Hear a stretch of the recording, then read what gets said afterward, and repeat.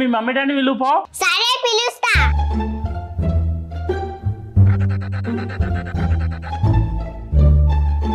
నమస్తే సార్. నమస్తే.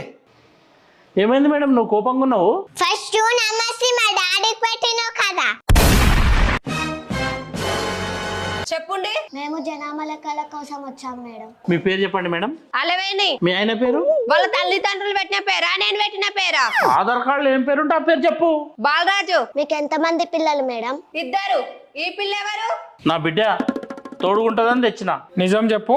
నా పిల్లం సీరియల్ పిచ్చిది, మా బిడ్డను మంచిగా చూసుకోదు, అందుకే దొరికొచ్చిన.